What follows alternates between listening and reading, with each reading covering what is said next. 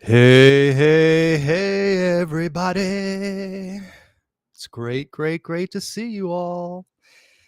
It's been a couple weeks, I think. And of course, we are very excited to come back on the live stream. Super duper great to see you. In fact, I just have one question. Actually, it's a statement before I continue on, and that statement is people of the world say ho. What's going on? What's going on? I got to tell you, it's funny. These David Berkowitz sayings are like little earworms. It's crazy. All I've been doing is saying people of the world, people of the world, people of the world. It's hilarious. And it's funny because we're going to get to it eventually. But in Psychiatric Sunday, I found a letter from Berkowitz's mother to Berkowitz, where she writes the world. So clearly this thing with him and people of the world is genetic and so on. Let me just slightly change my, there we go. That's better. So great to see you all. Thank you so much. I see you all in the chat. The gang's all here, all the positive people of the world. Those of you who enjoy, well, Son of Sam truth, right? That's what we're all about. And of course, I hope that you guys have been able to get a chance to see my latest video with Mike Lorenzo. It's a blockbuster. I knew when Mike came up with the idea for this video, and when he showed me those first pictures of his whiteboard, that this was destined to be a classic. And it actually has become a classic overnight, almost up to 1.2 thousand views in a day. And even critics are emailing me saying that this is one of the best Son of Sam videos they've ever seen ever in the history of Son of Sam. So big shout out, of course, to Mike Lorenzo for putting that together. That was really all him. I mean, all I did was sort of slight edits here and there, nothing major, and I went there and I filmed it. I basically got out of his way. And sometimes as a producer, you need to know those things. You need to know when you have extreme talent in front of you, and to be quiet. And so that's, of course, one of the jobs that I have to do as a producer of this show. It's not just a matter of coming up with content, but there's a whole bunch of things that go into it. And in fact, that's going to be part of the story today with the Karen Wahlstrom video. So everybody. So Chris V said he watched it twice. Yeah, that was basically the gist of it. A lot of people of the world were like, that was mesmerizing. I couldn't stop watching it. See, a lot of times I watch videos in pieces. I can't get through the whole thing, but that was one of those ones that we definitely could. All right, so let's get to the matter of the day. And you might notice a slight change in the name of this series. It's gone from Manny Reacts to Manny Reflects. This idea was given to me by the great Eric Galati, who said to me on the phone conversation one day not too long ago, he said, React sounds a little too harsh. It's Reflects. You should do Manny Reflects. And in reality, immediately when he said it, I knew he was onto something. Again, producer's instincts, being able to subsume your own ego when someone else comes along with a great idea. Moet said she watched it 3 times. That's great. Maureen, thank you so much. So so I changed it to Manny Reflects, and really that's a much more accurate title, because I'm reacting to the video for sure, but what I'm really doing is I'm reflecting back on the video series. Those of you who've been with me from the beginning, okay? Now, I can't assume that you guys watching live, I know a lot of you have been here from the beginning. Ruby being one of the queens of all that. And so you all know really the movement we created, the special feeling. It was almost like we were a big family last year, and it transcended Son of Sam. It was something that was more important than just Son of Sam, in my opinion. It gave all of us, especially during that time period, the horrific days of the lockdowns. It gave all of us something to, myself included, it gave us all something to put our mind on that wasn't crap, right? That wasn't all this stuff that we were getting from the media. And I think a lot of people really appreciated that. And that was one of the goals that I was trying to go for.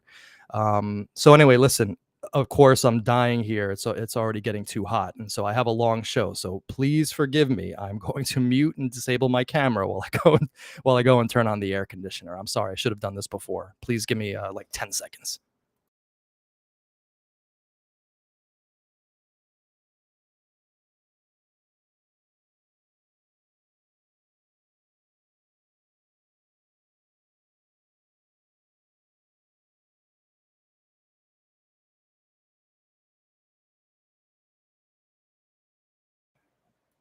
Thank you for bearing with me. Now I will not be a sweaty pig in the next 5 minutes. So I appreciate that. Um. So yeah, so we were just talking about the video series, and why don't we just, hey Eric. So Eric, of course, is one of my most valued and loyal partners in this endeavor that we've undertaken together, and he's been with us for over a year as well. So it's just awesome to you know, people came and people went, and we'll talk about that a little bit today. But the stalwarts all stuck with me, and we've all been well advancing together. So listen, I don't really have much more to say other than we need to reflect on this video. So why don't we just get started? All right. So again, what I'm going to do, guys, is I am going to react to the video today, and hopefully there'll be no technical issues on the playback. One of the reasons I had to remove the Mr. Real Estate was because when it played back, it was just so choppy. It was horrendous. And you're going to hear this a lot as a producer, right? As a producer, I have very technically high standards that I like to follow and keep. So if something doesn't meet my up to snuff technically, it just goes away. And so that's unfortunately what happened to Mr. Real Estate. But hopefully this video will work out today. It won't be glitchy. And then what I'm going to do, of course, is when I'm done, I'm going to put up the unedited video, the unreacted video, the original OG video from last April, April 25th, 2021 of Karen Wahlstrom, so you all can watch it without my reactions, right? Because who wants to see this stuff more than once? All right, so we have a lot to hit today, so why don't we just get into it? Well, guys, the Karen Wahlstrom video, of course, was an extremely special video for many reasons, which we'll get into in today's show a little bit deeper. But it was definitely the video that, well, let's face it, it put me on the map. This video garnered so much attention from people, not only in the Son of Sam community, but it garnered attention from the Yonkers people, Yonkers community, people who might not have been interested in Son of Sam, but people of the world who grew up on Lake Avenue, went to Sacred Heart. This video actually caused a lot of controversy, a lot of issues. People were like, who's this Manny guy coming in, talking about our history, bringing up these uncomfortable questions, and so on and so forth. So this video started what became known as the Lake Avenue period in our video series. And of course, I have to say that this video also was during a very special time of this video series. This video was done after this was actually my 8th video. Okay. And we're going to see a little bit of little snippets of the videos that came before to lead up to this. This video came right before I was sort of really brought into the Son of Sam, Maury Terry people fold. A few people I had already started working with, but I had not yet met Carl Denaro and been involved, and then get involved in that whole that whole thing over on the Facebook pages, which, we're going to wish those people well. I have no ill will towards them. I'm taking a much more zen approach to this now, and I love my enemies. So, that's the way we're running and rocking and rolling now. I've decided to change tacks and to change the way I react to things. So, but this video really was at a really special moment. I hadn't yet been jaded. Okay, let's just face it. I hadn't yet been jaded by the and again, even though I'm trying to be zen, we got to face facts. I hadn't yet been jaded by the horrific ways that I didn't even realize that the Son of Sam community would have hated stuff like this to come out, things that went against maybe Maury's narrative, but all that stuff was a distant dream at that point, a distant nightmare, I should say. This was a really great period in the video series. I was making a lot of friends. A lot of people who later hated me were saying that they loved me and that I was the greatest thing since sliced bread. We were working together really awesomely. It was just a very exciting period. And of course, this was also directly in the period where I totally and almost unquestionably, questioningly believed everything that Maury Terry said. So this video, of course, deals with the kids who later became the 22 disciples of hell, right? That was the whole point of this video, that the kids who lured Karen to her death, okay, and we'll talk about all that later, were the later ones who eventually hooked up with Berkowitz and Unlikley Park and went on to become the Son of Sam cult. Well, we know now that, there's no Son of Sam cult. Berkowitz acted alone. Right? There was no Untermeyer Son of Sam cult. John Carr and Berkowitz didn't know each other. Therefore, the whole Karen Wahlstrom issue comes into question, right? Was there a band of 14-year-old killers from Sacred Heart High School that lured her to her death and shot her, according to Brother John, right? Because remember, all this came from Brother John, and now we're knowing how Maury Terry lied, manipulated, and abused, and selectively edited. I don't trust Brother John as a resource anymore. I'm sorry, I just don't. So therefore, we have to deal with Karen Wahlstrom in a different way. But let's not get there yet. Let's start the video and let's just see what happens, shall we? So of course, you all remember the first, well, maybe you don't remember, but the first 8 videos, of course, this is, and I don't have the audio, so don't worry if you're not hearing anything. This was just video. Of course, this is the first video, and we did a reaction video to that, walking along the trail. And of course, here is my second video, which is the shooting sites of the Bronx. And right now we're seeing Donna Loria's house. In fact, this was right where Donna Loria was shot, right where that white car was, roughly. That was where Berkowitz shot Donna Loria and Jody Valenti.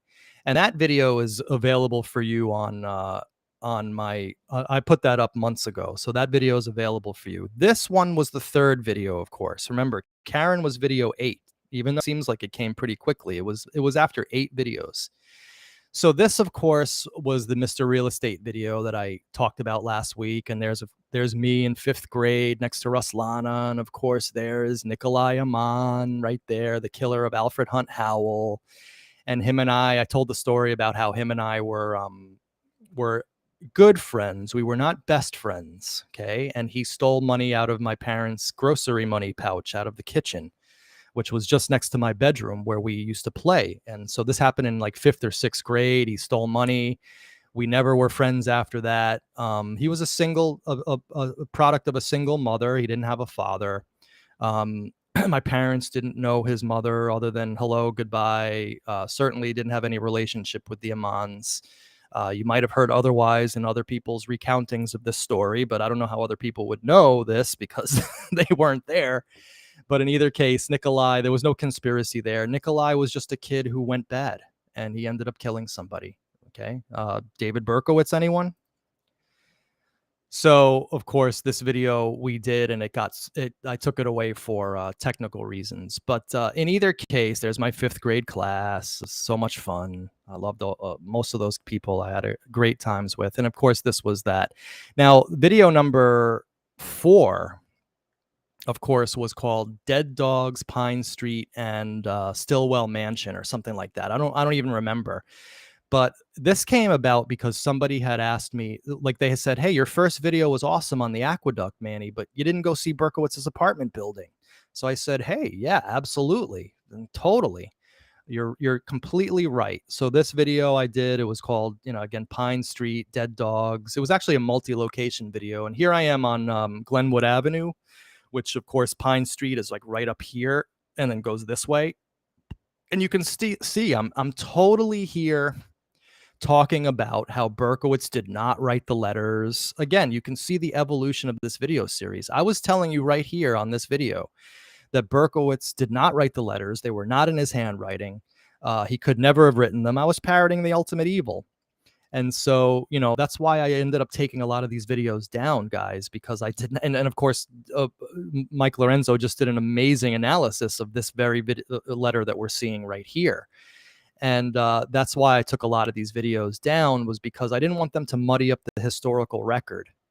Okay. And I want to reintroduce them in a way that I'm more comfortable with, which is explaining them to you. Okay. So this was, I don't know, last summer sometime. I don't even remember. What was going on in my life was I was completely losing every job that I was getting. I think I'd already been fired from NYPD at this point. I was desperate for meaning and something to do in my life. And I wasn't getting any new work. I had all this time to kill. So this became really my life's purpose. And I quickly realized that, well, I was pretty good at it. People liked it, and I should continue. And so, of course, the Karen video, which we'll get into today, was really the video that put me on the map and made the rest of the video series possible. But this third or fourth video, I don't quite remember, was actually interesting. Maybe I'll put it up because we went back to the Weir house, and Mike and I just talked about how these 44s look just like Berkowitz's 44. And we believe that he actually, this is Berkowitz graffiti right here, that this is original period graffiti from Berkowitz, that he wrote those. There's another 44 up there somewhere that's in the same handwriting as the Borelli letter. So it's extremely interesting how both these 44s reflect the Breslin and the Borelli letter handwritings. But that's another story. And yeah, there's the 44. It's up there right here. I don't know if you guys can see that. But doesn't that 44 look just like the Borelli handwriting? They're open 44s. Okay. And these are closed like on the Breslin letter. But he didn't write 44 on the Borelli letter, but his lettering on the Borelli letter was just like this, almost like basically exactly like this. I am 99% sure that Berkowitz wrote these graffitis. You know, it's not such a stretch that he would be in Untermeyer Park. He loved to walk around. He loved to take long walks. He lived on the aqueduct, which connected to Untermeyer Park. Untermeyer Park, the dark mystical nature of it might have appealed to his, his occultic mind, his mind that was bent on death and destruction and worshiping and demons and all this kind of stuff. So Untermeyer Park, Berkowitz could have gone to Untermeyer Park, no problem. And Caveman might have seen him in Untermeyer Park, right? That's all up in the air. But it doesn't mean that he was part of a cult there, because there was no Son of Sam cult. Nobody in Yonkers heard of the Son of Sam cult. So this video number 4 was really good to get extra footage of this stuff as well, which we're seeing here. So I'll put that video up eventually. Again, all the old videos. So here we go. See, right? 44. All the old videos are on the Legacy series. So now you might say, well, these 44s are leaning this way and these are leaning this way. All true, but it's like exact, right? So anyway, wow, I did like a lot more better graphics on these older videos than I do now. So anyway, that Weir house is still there. And of course, if anybody goes to this, God help you if anybody defaces this graffiti. This is historically relevant graffiti, or potentially historically relevant graffiti.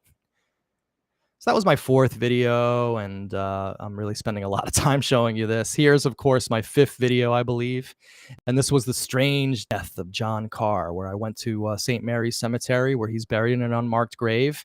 And again, I was a Maury Terry fan at this point. I was telling you that John Carr there was the Lomino De Masi shooter. I hadn't yet realized that that Berkowitz, with the same hairstyle, was pictured at Shorehaven Beach Club when he was 17.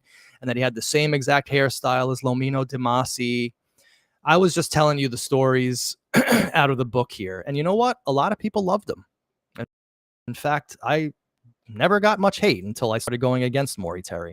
This, of course, was one of my first. This is Gorman Johnson. Okay, this was an important video right here. I'm not going to probably put it back up because the people I named in this video had nothing to do with Son of Sam whatsoever. So I want to be very, very sensitive to those things now in the history of this case. But this was a video that was very important, this one here, before Karen, because this is when I first started working with people like Jess D and Jonathan Mitchell, researchers, old school researchers in the Son of Sam game, who were there before me in terms of publicly. Remember, I've been doing this since 1993. I just never did it online. But in 2001 and 2, I was talking to people in Yonkers. I mean, 2003, I was talking to people in Yonkers. But so Jess and John were two of the biggest publicly known researchers, and they really took a liking to my series, and we all got along, and we all started working together. And so this was the beginning of what ended up culminating in the sense with Karen Wahlstrom. This was the beginning of using Herald Statesman, newspaper reports, working with other researchers to get information, and then bringing you these videos with what we thought at the time was like the most incredibly knock it out of the park information on Son of Sam in history, right? In fact, every video of mine, that was actually the seventh video. The next one was Karen. Every video of mine has been knock it out of the park, and because don't forget, I'm also a marketer as well. I mean, it takes a lot to it takes a lot to do a video series other than just pointing a camera. Okay. You have to have a lot of skills which come into play to make these things successful. And one of the reasons why our video series is the most successful in history and will actually never be topped is because of the people we have working on it. Not just me, again, the people that I choose to work with. And in those days, it was people like Jess D and John Mitchell. I actually owe them a great deal of gratitude and debt because they helped put the video series on the map in the beginning. Hold on.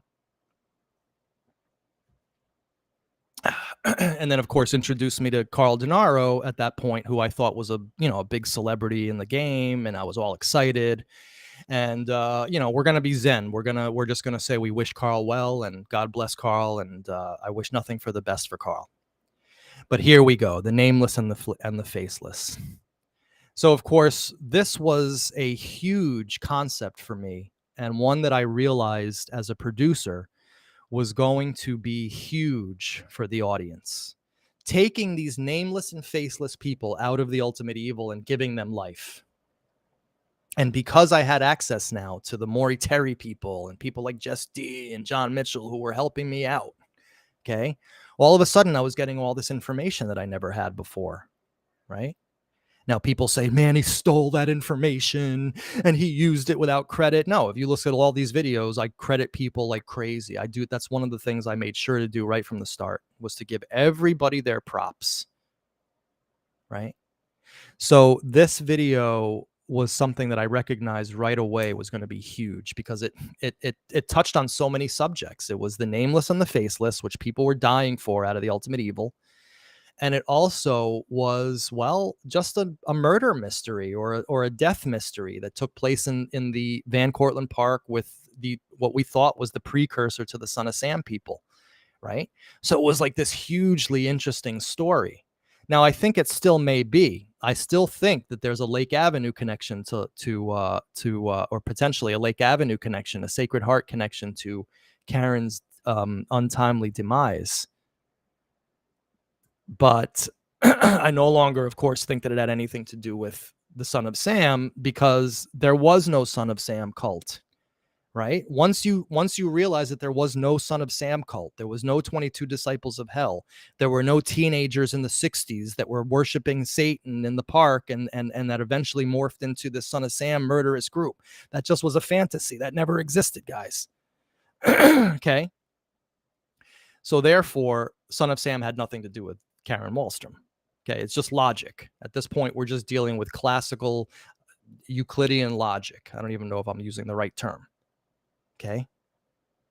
But if there was no Son of Sam cult, then there could have been no Son of Sam connection to Karen Wahlstrom, period. End of story.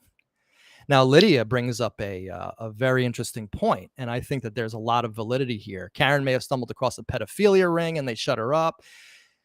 Let's get into that later in the show. But for now, everyone, let's just get right into the nameless and the faceless.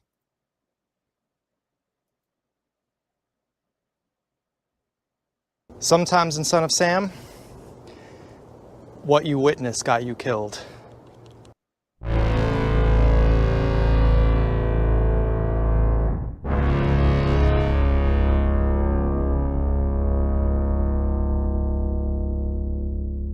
Now, of course, I spent like an hour on this intro, right? Because I was just learning how to mix in music, and I wanted to start doing that on my videos, mixing in more music and more graphics. And so And I kind of came up with this right on the spot. It took me a while to do. You guys don't understand what a perfectionist I am. Everything on this page that you see was like lined up exactly as I wanted it to. I'm like down to the millimeter, right? The way that this is all arranged, the timing of it all with the music. There's a lot that goes into making a video series. You have to have a subtle understanding of audio, video, timing, and you also have to know how to run this stuff technically. All right, let's carry on. Sorry.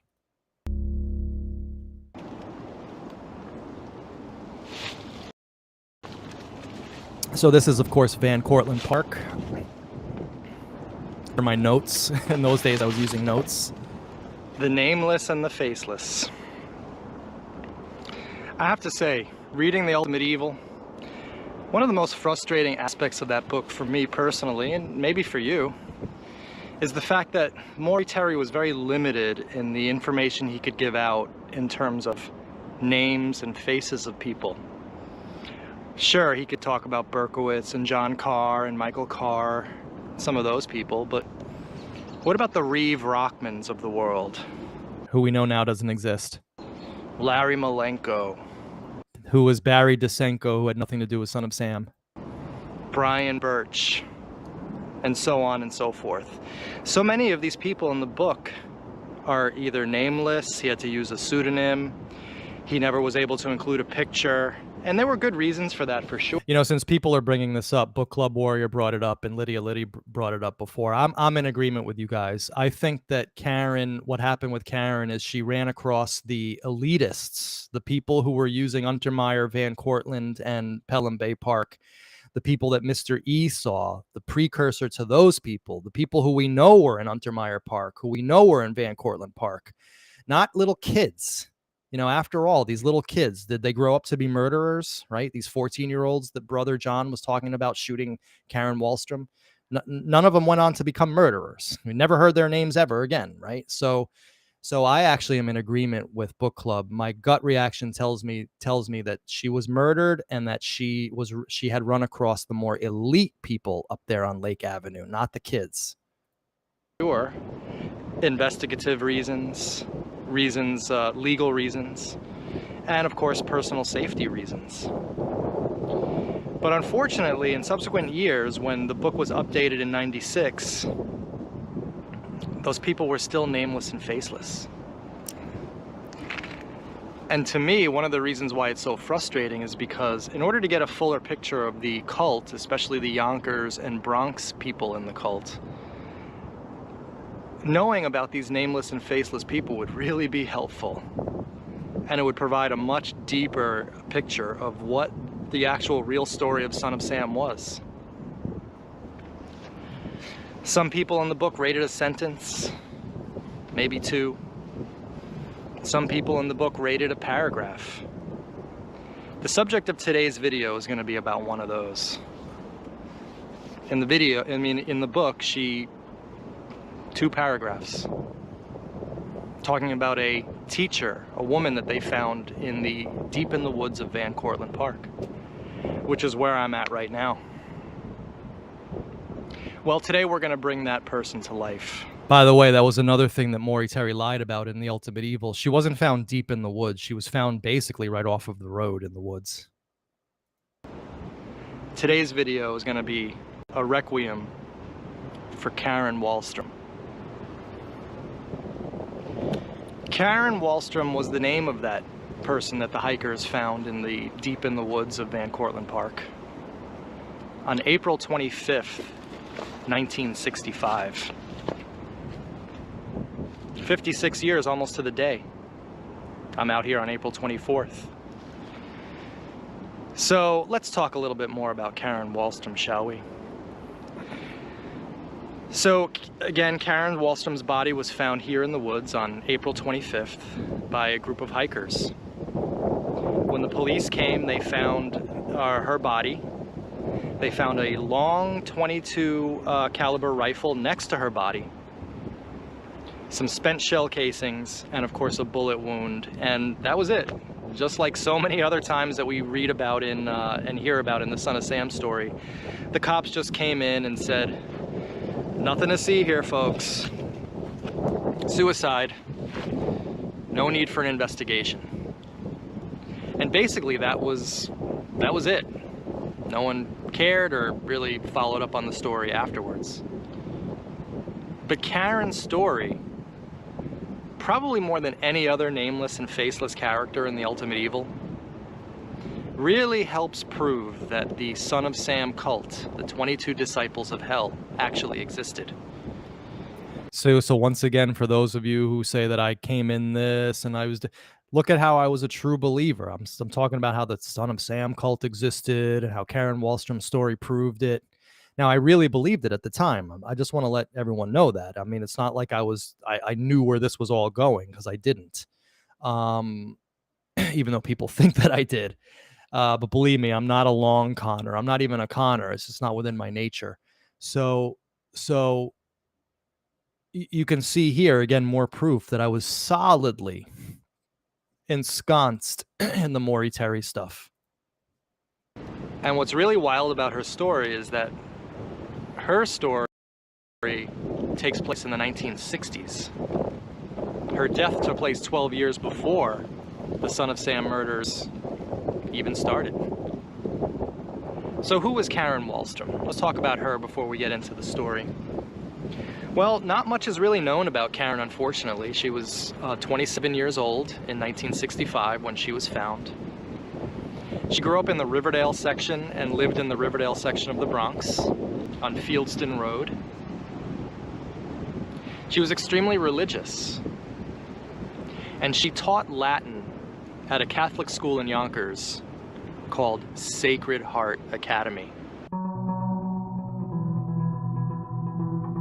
I was experimenting with music. I never did it again after this. Now, before we go any further, I think it behooves us to talk a little bit more about the Catholic school connection to the Son of Sam case. That's another thing about this video that I totally forgot, because I don't watch these things after I'm done. In fact, I can't stand to watch them after I'm done. But just because I spend so much time in the editing process. But this was the first one where I really tried to do like camera angles and different scenes and, make it interesting visually instead of just standing there in one spot. This was actually the second version of this video that I did. There's you guys don't know it, but I had gone out. This was like 5 or 6 in the afternoon. Maybe not that late, maybe earlier, maybe 3 o'clock. Now that I think about it, what I had done that day was I went out earlier. I went out at like 10 a.m. and I did a whole other video on Karen. I don't even have the footage for it anymore. I may still have it somewhere deep in my hard drive, but it was a completely different video. And I was wearing different clothes, and I came home and I started editing it, and I realized this is shit. This sucks. I need to do this over. So I just recharged my camera and went back out and did it. And the second time was the charm. Sacred Heart Academy, of course, is where Karen Wahlstrom taught. She taught Latin. And Sacred Heart Academy, it turns out, is actually where a lot of the future members of the 22 Disciples of Hell went to school. So now this ended up getting me in a lot of trouble with people from Yonkers, because all of a sudden I brought in Sacred Heart. I called it Academy. That was my first mistake. It's Sacred Heart High School. But this touched a lot of people, and it set some people off. I got calls like to my home, very angry people. How can you I didn't realize the power of Sacred Heart. I really didn't. And the deep feelings that people had for this high school. But what was interesting is that just as there were people who felt very intruded upon, and who's this guy coming into Yonkers talking about Lake Avenue and Sacred Heart, there were equally amount of people who were very intrigued by what I was doing and very helpful. And this video is what opened up Yonkers to me. And all of a sudden I started getting calls from people who had been Maury's contacts in the neighborhood. And I was getting more Karen Wahlstrom stories, which led to more videos. I mean, this was really a groundbreaking video for the series. For all of us, this video was very important, because without this video, we would have been probably done. There was like, this video again was the one that put me on the map, And that's what enabled us to get the credibility to continue on in Yonkers. And of course, being in Yonkers on the ground is what opened up Son of Sam for us in the end, and enabled us to find out the truth, which was that Berkowitz was acting alone, wigging out in his apartment on Pine Street. They went to school there, and they also went to a school not too far away from there called Blessed Sacrament Academy. And of course, both of these schools are going to come into big play in this story. So who went to Sacred Heart Academy? Well, Maury Terry went to Sacred Heart Academy in the early 60s. And he was classmates with none other than John Wheaties Carr, who also went to Sacred Heart Academy. Now, John Carr was kicked out of Sacred Heart after his freshman year and finished up at Gorton High School, which was just literally right around the block. So, of course, who else went to Sacred Heart Academy? Well, another character that plays a huge role in this story, and a fairly large role in The Ultimate Evil as well. And that's Brother John. So to refresh everybody's memory on Brother John entered the picture in the second edition of The Ultimate Evil, in the epilogue. And he was described as an old alley cat with 8 of its 9 lives gone. He was a very early member of what later became the Son of Sam cult. He was involved with these kids in the late 50s and early 60s. And we're gonna all have to seriously sit down as a community and talk about this Brother John character one of these days. There was no Son of Sam cult. Okay, we know that now. So therefore, what was Brother John talking about? These rituals with John Carr and in Untermeyer Park. It didn't happen.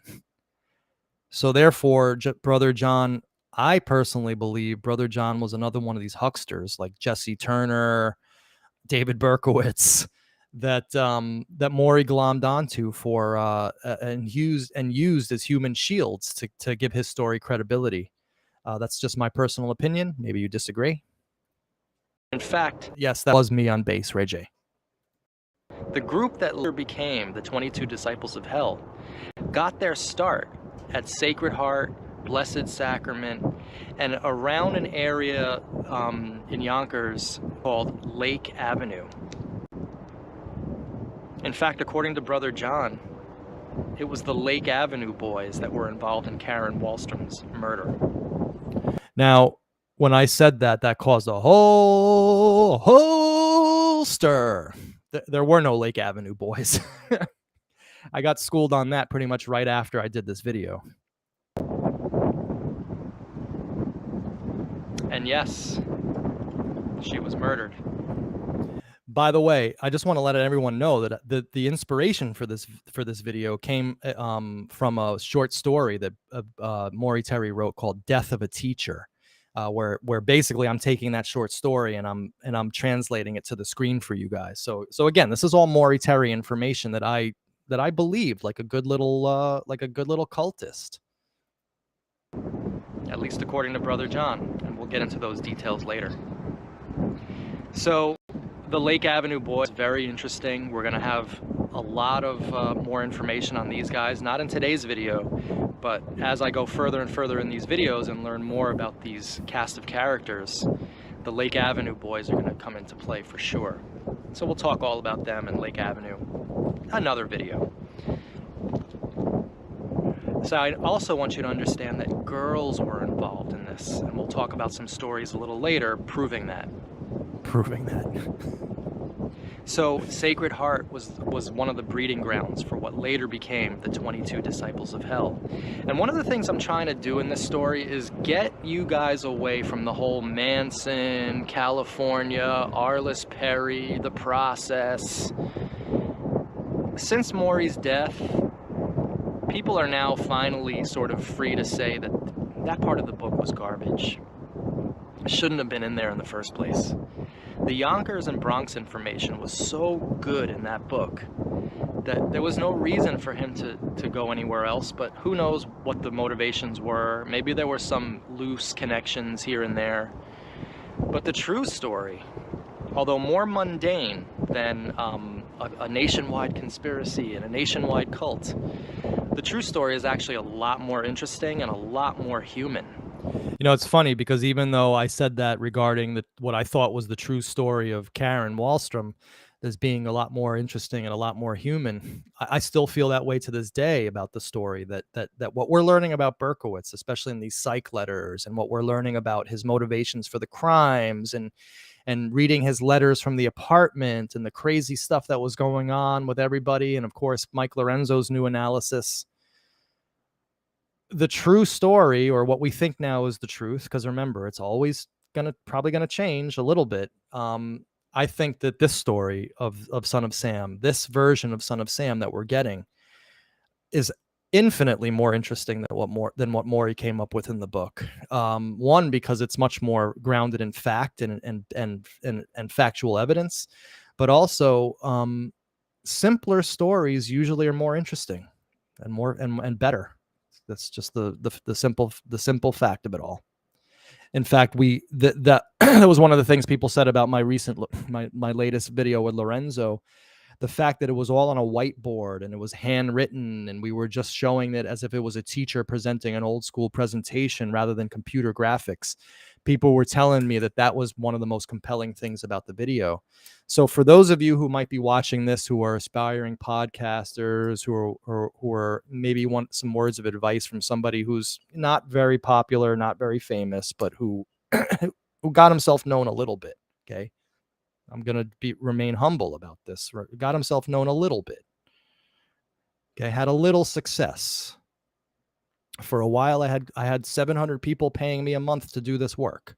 Okay, so just these words of advice: keep it much simpler in your productions. It actually is much. All these cut graphics and fast cuts and edits and stuff. That's like a fad from the old days. People are much more now into simpler and much more low tech. As we talked about in the Gorman Johnson video, the genesis of this cult started in the 50s with a group of boys who were severely molested and sometimes raped in the Boy Scouts. And as we all should know, once you have trauma like that in your life, it's a big tendency to go out and do it to others. And in a sense, that's what happened in the Son of Sam story. So the Lake Avenue boys, Sacred Heart, Blessed Sacrament, breeding grounds for the 22 disciples of hell. So let's start getting back to Karen Wahlstrom. Well, in 1964 and 1965, remember, 1965 is the year of her death. In that school year, 64 to 65, Karen Wahlstrom was let go from Sacred Heart Academy. And really nobody knows why, whether it was a decision from the school or whether it was her own personal decision. Nobody really knows. You know, now in light of the elitist occultists that were hanging out in Untermeyer that we know were there, without a doubt, there was occultic activity at Untermeyer, Van Cortlandt Park, that Karen probably came across. I kind of forgot where I was going with that. Sorry. Book Club Warrior, because it seems weird how listening now to the story exactly. I mean, I'm listening to this and it's like something from a different world. But I think that being let go from Sacred Heart. Just hearing that again after a year, and now surmising that she might have gotten caught up finding out something more about the elitist occultists, the middle-aged men. You got to wonder whether her leaving Sacred Heart was due to that. In fact, it's kind of sad. No one really knows anything about Karen. But one thing that's known for sure is that Brother John said she was murdered. And she was murdered right here in Van Cortlandt Park. Before we carry on with the story of Karen Wahlstrom, I think we need to establish some facts. Is there any evidence that kids at Blessed Sacrament and Sacred Heart were involved in witchcraft? Well, the answer is definitely yes. So these facts, of course, came directly from Maury Terry's death of a teacher, just so everyone knows. And interestingly enough, Both of these stories that I'm about to tell you came directly from the mouth of Maury Terry himself. So real quick, because Lydia brought this up, I did speak to her cousin. A cousin of hers called me 6 months ago, maybe, and we did a pretty extensive interview. We were supposed to meet again, but we never did. But I actually did a show on that. And so what I'm going to do is, after I do this video and put up the original Karen Wahlstrom uncommented on, I have at least 2 or 3 more Karen Wahlstrom videos that I'm going to pop up, and so it's going to be the Karen Wahlstrom series. Okay, and that video I will put back up. It's called like a report from a relative of Karen Wahlstrom. Learned quite a bit in that one, including information about Maury Terry. Remember, Maury Terry went to Sacred Heart. He was there with John Carr. He knew all these people in the neighborhood. In fact, just as an aside, Maury Terry really, in The Ultimate Evil, glosses over his knowledge of John Carr as a kid. He's like, oh, he's a guy I barely remember. I think I was in his homeroom and he was acting up. Well, as time goes on, I think we're going to realize that Maury Terry knew a hell of a lot more about these kids growing up than he talked about in The Ultimate Evil. And these 2 stories prove that. So the first of the 2 stories is... So before we get into these stories, I want to react to this. Now I'm going to react, not reflect. Yes, absolutely. Book club speaking for me here too. I'm watching these videos and I'm like, God, I actually believe this stuff. And notice how earnest I am. I was not BSing you guys. I actually believed this stuff. And now people can say, well, now you believe this stuff and you're BS. No, because now we're dealing with police reports, factual stuff, Berkowitz's own writing, eyewitness reports, people seeing Berkowitz at the Peachtree. We're on a whole other level now in this investigation. But yeah, back then we were searching. That's what we were doing, guys. I mean, I'm not ashamed of any of this. This led us to the point we're at now. We had to go through all of this that you're seeing in order to get to the point we are now. And that's kind of the whole point of this Manny Reflects series, which is to show the evolution of this series and how it all came to be, and the sort of like the important videos that sort of ping-ponged us along the way to where we are now. So thank you very much for that comment, book club. Appreciate it. So he's hanging out with a friend, and the friend, and remember, this is 1960, okay? Friend says to him, hey, there's 2 girls over at Blessed Sacrament that are involved in witchcraft and practice it up in Untermeyer Park. Whoa, whoa, whoa, whoa. 1960, we're talking Mr. Ed, Howdy Doody, Desi and Lucy, the Honeymooners, Innocents. Who the hell was talking about practicing witchcraft in 1960 in Untermeyer Park? Well, Maury Terry's friend was telling him that 2 girls were involved in that. Allegedly. Maury Terry, as we now know, had no problem making up information to suit his agenda, as we have evidenced, well, countless times by now. So this story that he's recounting from 1960, who knows whether it was actually true? So that's the first story, okay? And of course, some corroborating evidence we're trying to establish right now. Second story involves John Carr. So Maury Terry's hanging out in front of Sacred Heart, 1961, freshman year of high school. And remember, he knew John Carr. And all of a sudden, he sees this older kid walk on campus of the Sacred Heart Academy. Maury Terry knew this kid, and he knew his reputation. He knew the kid was, let's just say, strange. Talking about Scout here. So he asked his friend, he said, what's that guy doing here? What's that kid doing here? The kid was older. He didn't go to Sacred Heart. And his friend says, oh, yeah, that's Scout. He hangs out with John Carr, and they practice witchcraft together. Whoa, whoa. So 1960 and 61, Maury Terry, as a freshman in high school, is hearing about witchcraft, Untermeyer Park, John Carr, Scout. See, now Scout was originally like one of these characters like Taco Grady that Maury Terry brought into this and said that we're members of the 22 Disciples of Hell, right? And I got that from Maury Terry's people, so I took it very seriously. And because I took it very seriously, I went almost to the ends of the earth to try to find stories about Scout. And I ended up finding, he found me, a very honorable gentleman named Bob Rowan. who came from Lake Avenue, whose family was deeply involved, Yonkers police, and he had been molested by Scout. And he was the first person to come on video, and maybe you guys remember that video where I walked around Lake Avenue with Bob, and he talked about Scout and his jar of semen that he collected. Remember, you guys remember that? But Scout was a molester, no doubt. Scout had many victims under his name. He was arrested for sodomy. It's in the paper. Scout. Okay, this kid Scout, well known to this day, even on Lake Avenue, the stories and remembrances of old Scout. But Maury was just bringing this guy into it. Scout had F all to do with Son of Sam. There was no Son of Sam cult, so there was no members of it, right? And all this stuff that you're hearing is just probably made up by Maury Terry. Now let's talk about this guy Scout for a second.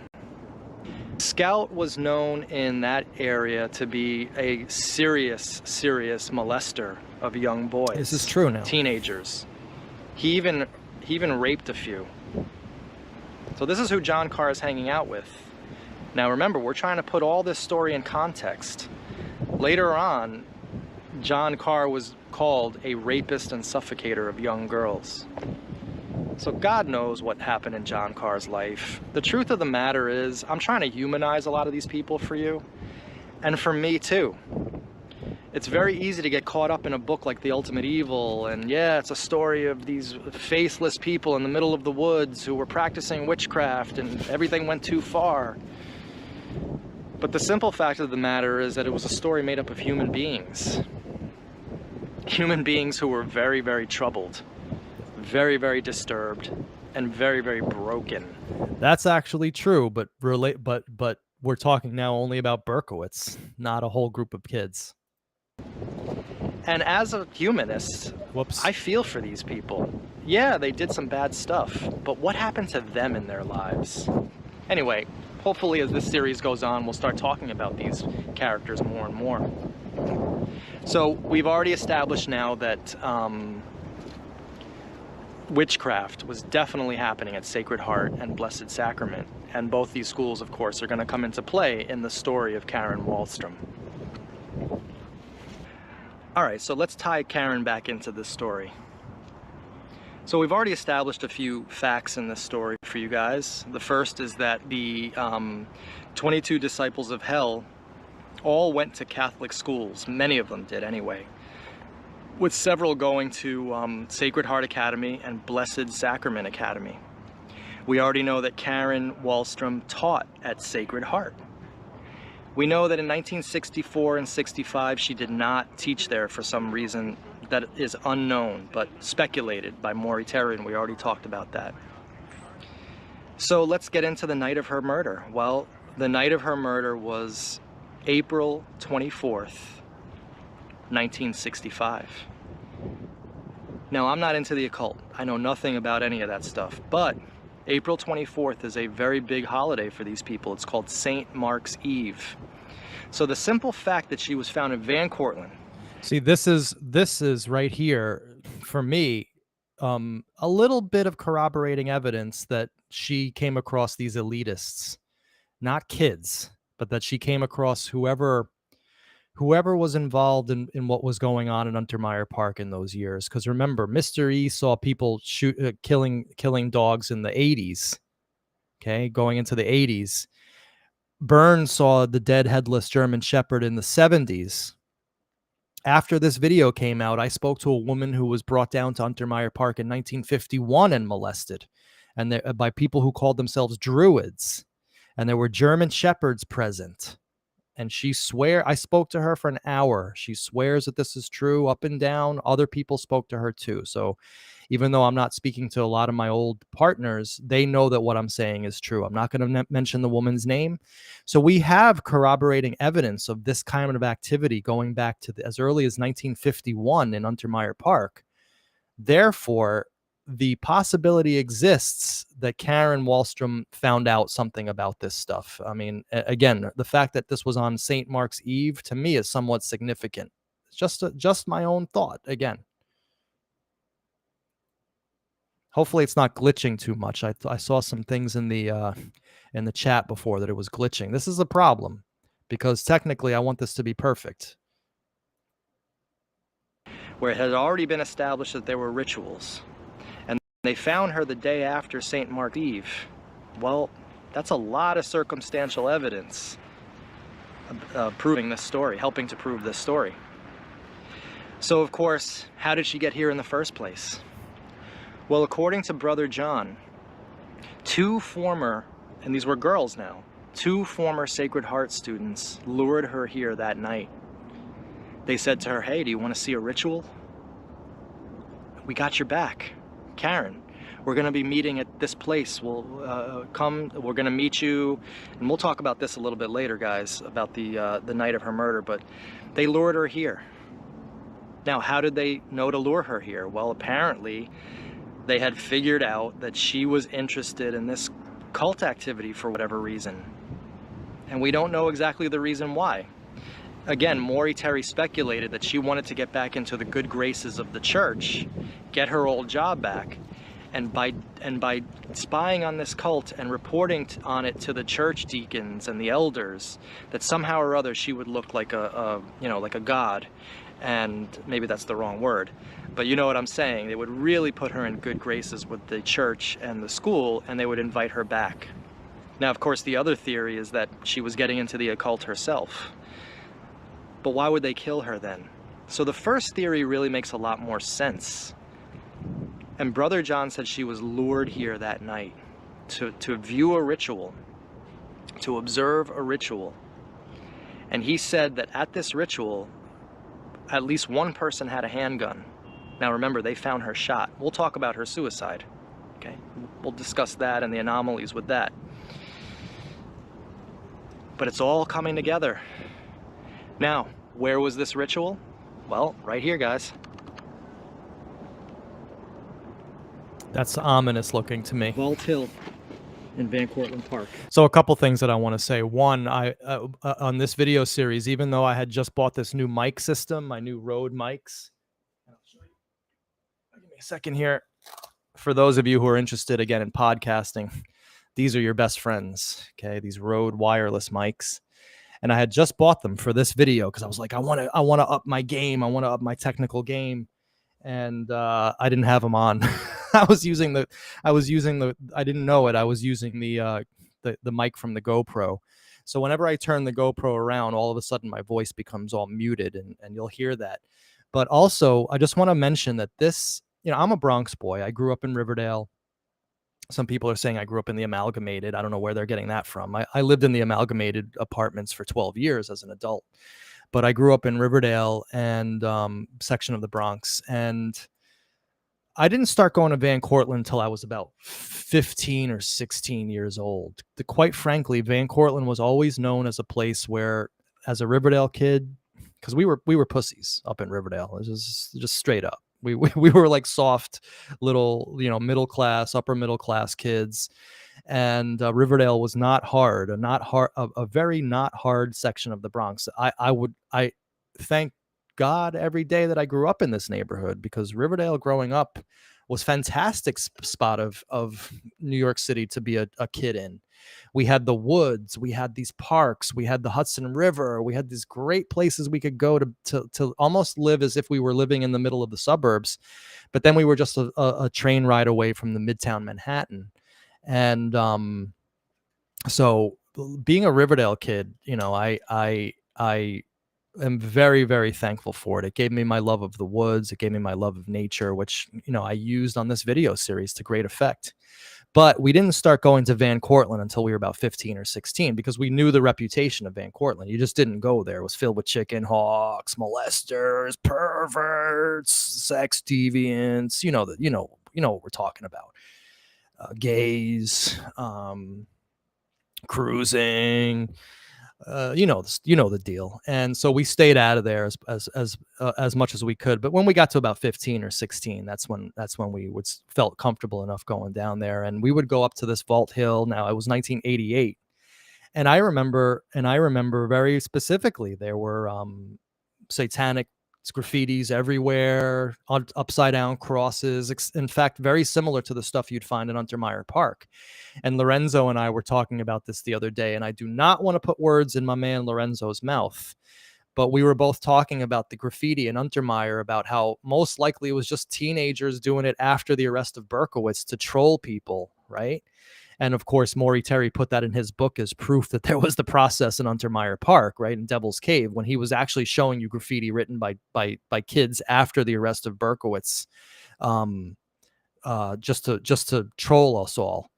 But yeah, Van Cortlandt was an ominous place, and it still does have a very ominous feel in these old spots. So this is the Van Cortlandt, the burial plot for the Van Cortlandt family. Of course, the graves are no longer there, but this has been here since the well, I think since the 1800s. And so you can see why a group of cultists would come up here and do their thing in the middle of this. It's a very, very ominous site. It's on the top of a hill. It's called Vault Hill. What did Ruby say? So she goes, I used to trail in the woods of Van Cortlandt and found a body tags. Yeah, Van Cortlandt's hardcore. So this is an ominous spot, and whenever you see it, whenever I see it, it kind of gives me the chills. All right, let's carry on. At the burial plot of the Van Cortlandt family. Now this has been here since the 1700s. It's on a hill overlooking Broadway, the parade ground, and this was where the Van Cortlandt family was buried. And you can still see inscripted in the stone. Maybe it's a little hard to read, but it'll probably show up. Burial plot of the Van Cortlandt family in Vault Hill. So Brother John said that this was where the ritual was happening that night, and there were 6 to 8 cultists there that evening, and at least one of them had a handgun. And so there were a mixture of men and women, the women of course helping to lure Karen to this spot. It's pretty eerie. God knows what else happened here, right? But in either case, this is the site, Vault Hill, where the ritual took place that Karen witnessed. And also, unfortunately, where Brother John said she was murdered. All right, I think. So real quick, one of the things that really a lot of people were attracted to, but to this video series very early on, was something that I was very keenly aware of providing you guys, which was these awesome visuals of spots that you never would have seen otherwise. Again, one of my motivations to do this video series was because I was so disappointed in the picture section of the Ultimate Evil, with these far away aerial shots, black and white, no real footage of anything. And it was actually shocking to me that, given the fact that we've been living in the modern era, the internet era, the era of GoPros and cell phone cameras and all this stuff, that nobody before me had thought to go out and do this. So I knew that this was something, again, it's all instinct. It's all producer. It goes back to my days when I used to produce bands. I remember I was at this house party once in Brooklyn, Williamsburg, 2002 or 3. I don't quite remember. And I was an aspiring music producer at that point. I wanted to produce bands. And I saw this band called the Hong Kong, right? And as soon as I saw them, I was mesmerized, and I knew, like, this is a huge band. This is going to be huge. Okay.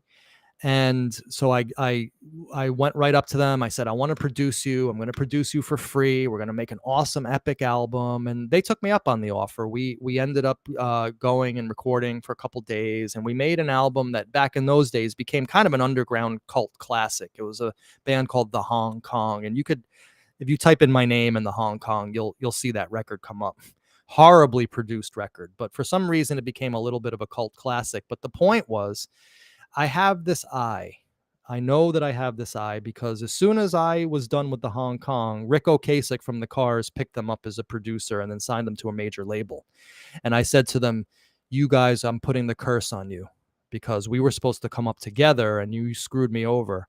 And so I put a little hex on them, and they never made it with Rick Ocasek. Probably had nothing to do with my hex, but the point is I can spot a winner. And that's why, of course, as soon as I met Mike Lorenzo, I knew we got a winner on our hands here. I knew that you guys were dying to see these sites, so I went out and provided that for you, and it was one of the reasons why this video series was so successful. As you can see, I was giving you guys bum information. I didn't realize it at the time. Okay, so it's not like I was doing this on purpose. We were going through this journey together. Remember, I'm a ping pong. I was being thrown around Yonkers from story to story, not knowing quite what was true, but being very earnest about the whole thing as I was doing it. And it was only after Neto that things got very, very real and very, very serious for me. And now I think we're onto something. And of course, as proven by all the law enforcement that I'm working with now, these guys never would have gotten in touch with me on the basis of this material. The law enforcement people got all in touch after the Neto material. And that's when things got very, very serious. And again, Neto, as soon as I left the Netos that day, I knew that we had something very, very special. At this point, it's important for us to talk about murder versus suicide. Because again, the official story on her death, the police just wrapped it up right away. Nothing to see here, guys. 22 caliber rifle shot to the chest. She's dead. She killed herself. That's it. But Brother John said she was murdered. What's going on with the video? And he said it happened right here. The place where they found her body is like a 5-6 minute walk away. All right? So let's talk about some of the anomalies of her death. Well, first of all, the police said that she bought a long rifle in the East Bronx by Fordham Road. And they had some sort of receipt that had chicken scratch on it. They couldn't quite tell if it was her signature, but they didn't really. Something's going on with the playback. Let me just stop share for a second and let me share it again. Maybe that'll cause it to get back on track here. Chrome tab, Manny reflects, share. Okay, maybe that'll make it look better again. Sorry. Again, I don't know it's the transmission, not the actual video. Right, I get that, but maybe by resharing it, it'll get it back. Really investigate too much. The only issue with that, folks, is that Karen Wahlstrom didn't own a car. Nobody saw her at that gun shop, and nobody saw her. She would have had to either take a cab or a bus home. Nobody saw her on either of those with a long rifle or even a long package that might have concealed a rifle. So right there, weird. See, now we're dealing actually with facts. We're dealing with forensic stuff from police reports, right? Like the rifle was found next to her, the receipt was found next to her body. All of these things that are very, very strange that don't speak to a suicide. And of course, we deal with this much more in my video, a report from a relative of Karen, which again, I should have that up by the end of today, because I think what I'm going to do is spend the day uploading my Karen series. But these things from the police actually are things that we should still keep in mind to come up with theories on this case, because those things actually are true. All the other stuff regarding Son of Sam and the 22 disciples and Brother John's story, at this point, I'm throwing it into the garbage bin of history. But the police stuff, the forensics on the case, we still have to keep into account, because I think still something happened to Karen, and so does her cousin. Her cousin believes she was murdered as well. Okay, let's get back to this. Number 2. In criminology and studies of suicide, there are definite differences between the way men and women kill themselves.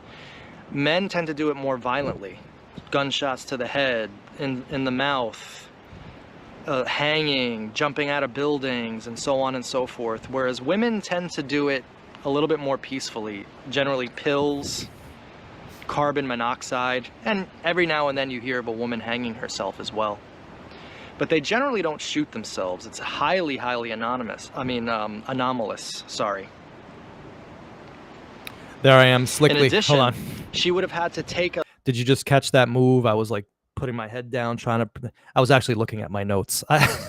This was one of the only videos I ever did where I went out with extensive notes, and I had them on the floor in front of me, posted to a tree here. Yeah, I did it very, very old school lo-fi. rifle and put it up to her chest and then hold her arms out as long as they could go and press the trigger. Why not just put it up to your head? In fact, why use a rifle? Why not just use a handgun? So the thought is, of course, that the rifle was planted on her, and the bill of sale, which they found convenient. So Randy, so I have a kind of like a thing against where anybody starts a sentence with "so," okay, because it just sets us up for anger, right? So everything Maury Terry wrote was bullshit. You're making assumptions here, Randy Rogers. Okay, RR. And I don't like when things start with "so." Okay, it's just very confrontational. It's very unnecessary. It's very rude. But because you asked this question, I'll answer. So everything Maury Terry wrote was bullshit.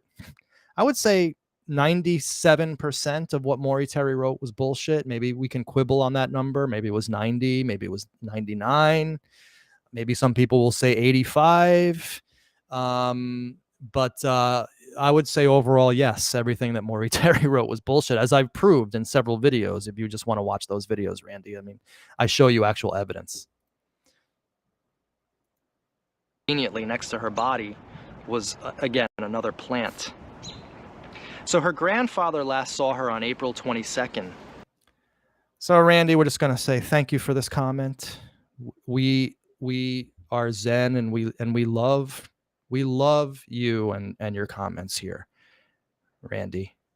Okay. And he saw her leave the house with a raincoat, a beret, and a yellow scarf. Now, it was raining that day. If you go check records, you can see that it was raining that day. So it made sense that she went out with a raincoat. Her body was... So now we're getting into theories here, which I like. Book club. Totally.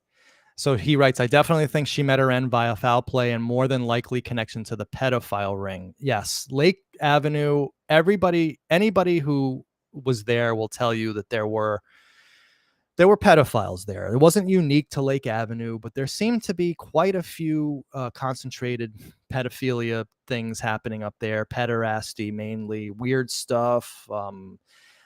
I've been told about people in the Sacred Heart parking lot finding, and this is in the 70s now, finding scat porn magazines right by where the deacons all lived. And so again, I think this is another one of these things with accidental genius. Book club is talking about, that he uncovered truth, but the problem is he tried to connect it all futilely, and in my opinion he killed himself over this. He tried to connect it all to Son of Sam when we're just now realizing it was separate phenomenon, and it's okay, right? It's okay, guys. These things can be separate phenomenon. All right, let's carry on. Found without the raincoat, without the beret, and without the scarf. Okay, so where did it go? Well, if Brother John's theory is correct, that she was murdered here and transported, and we're going to take the walk between here and where her body was found. If Brother John is correct about that, well, a couple things could have happened. The clothes could have been fallen off, or they could have been taken by these people as like a souvenir, which happens with these people. Lending credence to Brother John's story is the fact that he accurately described what she was wearing underneath those the coat. Now, I want to talk about this for a second, because this all came from Maury. Maury wrote that Brother John accurately described what was underneath the coat. We'd actually never have heard Brother John say this out of his own mouth. We haven't seen video. We haven't seen it in his own handwriting. Okay. So this might be another one of those things where Maury just made up a quote and that he attributed to somebody else. We have to keep that possibility in mind, given the fact that we have already shown conclusively that Maury lied about Son of Sam letters. Maury lied about the 100 women cult letter. took it all out of context. He most likely wrote the anonymous Andrew Dupay letter to himself. It's these little things that we're finding, which again cause me to say that this guy, Brother John, most likely never said this. Okay.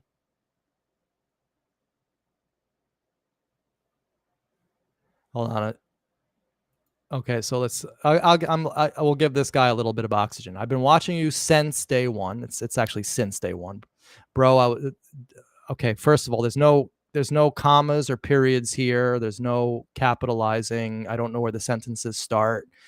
I've been watching you since day one, bro. Was just wondering what happened to your old work. I've been gone for a while. I got turned off when you started asking for money. Wow, so the story is boring now. Well, it depends on your perspective, bro. I find it actually extremely exciting, and so does my audience. In fact, my video with Mike Lorenzo got the most views of any one of my videos so far in terms of sheer numbers per time. And and if you didn't like me when I started asking for money, well, why are you here, bro? Let's keep them. I'm no longer blocking people. I'm Zen Manny now. I no longer want to block people and give anybody a reason to think that I'm censoring anyone. I've unblocked everybody who was once blocked. Okay, people might not realize that now, but we're going to be very liberal with our policies now. All right, and hopefully, this will work out. He says she was wearing a sweater, a skirt, penny loafers, and knee-high socks. And that's what the police noted when they found her body, what she was wearing. Right. So Maury probably had that police report, and he probably used the information there to craft a story. This is what I'm thinking. And exactly. I stopped asking for money months ago. Believe me, I'm not doing well money-wise, guys. I am not. All right.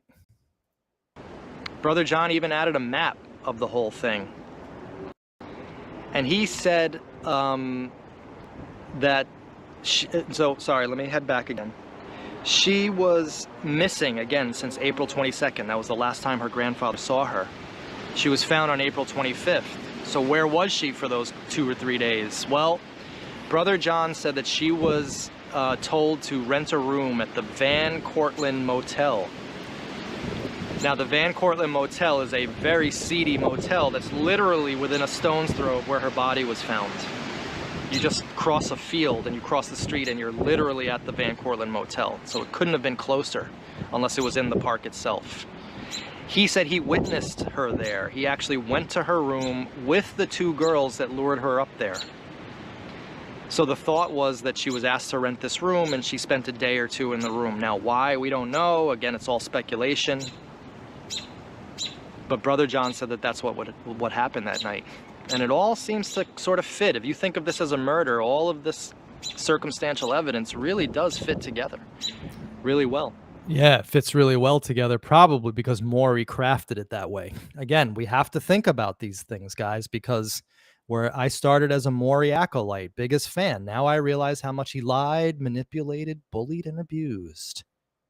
And even though I'm Zen, I'm still a truth teller. We have to be honest with this person. Okay. And I'm trying to be nice and compassionate to the people who still follow him because, well, they're lost. Really, they're lost. And they need sympathy more than hate at this point. Okay. But I'm not going to, even though I'm Zen Manny now, we're still going to say it. Maury Terry lied, bullied, manipulated, and abused. He selectively edited and he made stuff up whole cloth. So therefore, I have a feeling that Maury Terry used police reports to craft a narrative for Brother John. Anyway, that's just my opinion. So super interesting stuff, guys. And of course, raising more questions than there are answers. So I think that's about it. I think what we should do now, guys, is do a little walk and talk. And what we're going to do is we're going to take the walk from here, Vault Hill. And again, just show that to you. Sam Smith is exactly correct. Without the dubious brother John, would there even be any link to Son of Sam? It's all Will of the Wisp type stuff. You are absolutely correct, Sam. We should be ashamed of ourselves that we allowed Maury Terry to well, actually, no, we should be ashamed of ourselves that we allowed ourselves to be manipulated in this way, to not to just accept these things as true because somebody wrote it in a book. We now know in the year 22 that we have to be much more discerning. Right? So Ray J says here, and these are all great questions, and I appreciate every one of them. Could Maury Terry and TUE been running cover for the real pedos and cult? I highly doubt it, Ray J. Again, that's conspiratorial thinking. And while I do not want to tell you how to think, okay, that's not my goal here. I just want to tell you where my head is at. And you can be influenced by this or not. It really doesn't matter to me, okay? Because I'm myself and I'm going through this world by myself in a sense, and I have to just worry about myself and what I think, okay? But Ray J, my friend, that is, in my opinion, a little too conspiratorial.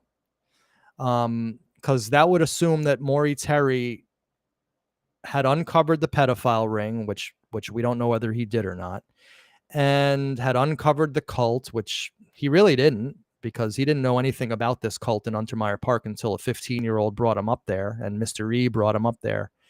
I just think that he, again, it just conflated, brought together all of these disparate things that he was hearing about and trying to put them into a cohesive story called the Son of Sam story.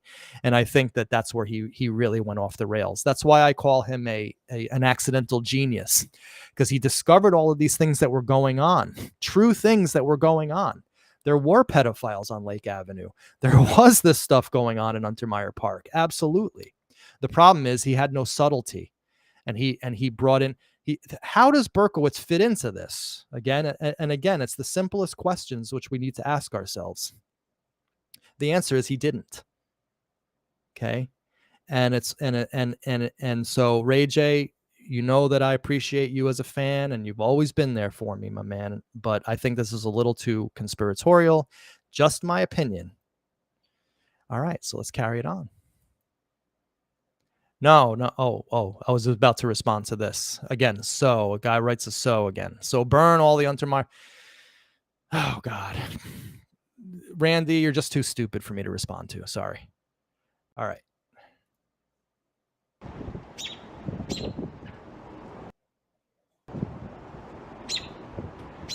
The place where Brother John said that Karen Wahlstrom was unfortunately murdered because she knew too much about the cult and she was going to speak. And we're going to then now walk to the place where her body was found. So why don't we get that started, shall we? So I'm going to be silent for some of this because... So you hear my voice go more muted because of the audio problems. Quite a few hills here. And I really don't want to be speaking to you while I'm out of breath. So why don't we just look at Van Cortlandt? So as we look at... Picture this as, in 1965, the cultists walking to this site with Karen Wahlstrom. They knew that they were going to kill her. She thought that she was just witnessing a ritual and that she was slick and that she was going to go tell the church deacons and the elders what she saw. Well, again, the Lake Avenue boys had other plans for her. And if you're wondering, how did her body get from the vault to where we're going to go, and again, it's about a 5-minute walk, notice that this path is wide enough for a car to go on. Forget about these wooden things that are here. They were not here in those days. Yep. And a car could easily drive over them anyway. Looks like it's glitching a little when I'm walking. Hope it's not too distracting for you guys.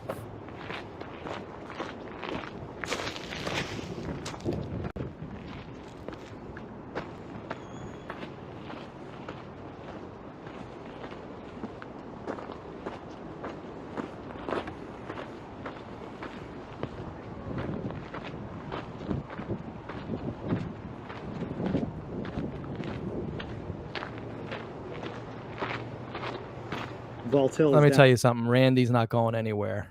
Randy loves me.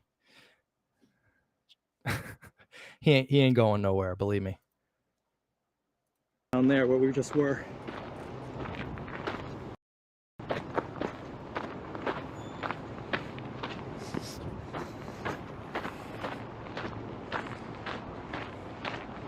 Very easy for a car to come up here that night, pick up her body, and drive it to the spot where she was found. Now, of course, then that begs the question, why not just leave her in Vault Hill? Well, maybe the cops would have been like, why is she up here? What was going on up here? And maybe they would start asking questions about Vault Hill. I actually think these are like kind of valid questions, even though I've taken the Son of Sam cult out of the story. I still think these are valid questions. Like, if she was killed up there, right? If she was, well, how did she get to the site? And you could have driven a car on this for sure. Back in the old days, they didn't have these railroad ties there. And but of course the question was she up there to begin with? Only Brother John says she was. You know, if this was just a simple mundane suicide, then probably none of this was true. She just did it right where they found her body. Anyway, which the cult didn't want to know people to know about. Let me catch my breath. You guys can look at the park.